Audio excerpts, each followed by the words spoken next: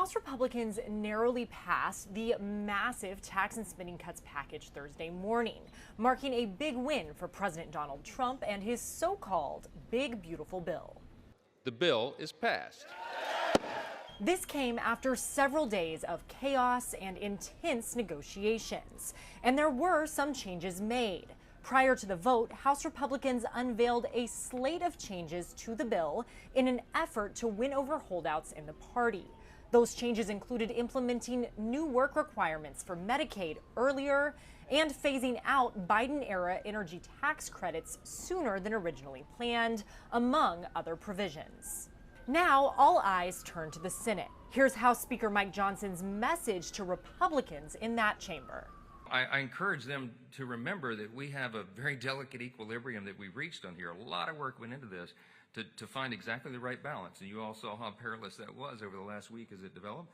And I encourage our Senate colleagues to think of this as a one-team effort. This massive piece of legislation addresses several of Trump's campaign promises, such as extending his 2017 tax breaks and eliminating taxes at least until 2028 on tips and overtime pay. It also devotes billions to border security, allowing for a major crackdown on immigration. Now, how much of the House's version will survive the Senate GOP is unclear, but they are under a lot of pressure to move quickly. The stated goal is to get this bill to the president's desk for a signature by July 4th. Reporting at the White House, I'm Julia Benbrook. The $4 trillion budget measure is packed with a number of President Trump's campaign promises, but some of the holdouts within his own party question whether his pep talk on Tuesday brought it any closer to reality. President Trump's second-term domestic priorities are rolled up in what he calls a big, beautiful bill.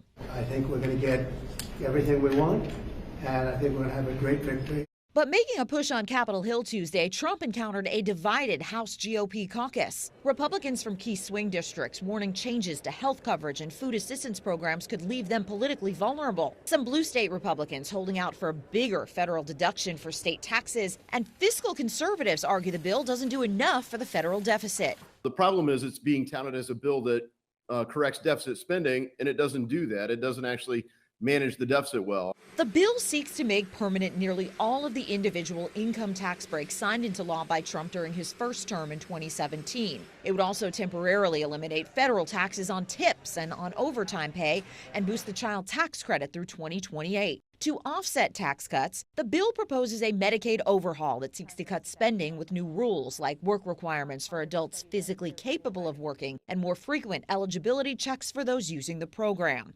The bill also calls for more food stamp recipients to work to qualify for benefits and shifts some of the program's costs to states starting in 2028. House Speaker Mike Johnson expressing confidence Republicans can resolve their differences. We are right on track to deliver, and that's what you'll see this House do this week. This congressional conversation taking place just days after Moody's ratings downgraded the nation's debt. Moody's cited debt that is far outpacing government revenue. That underscores the argument of some fiscal conservatives that this bill doesn't cut spending enough. In Washington, I'm Karen Kafa.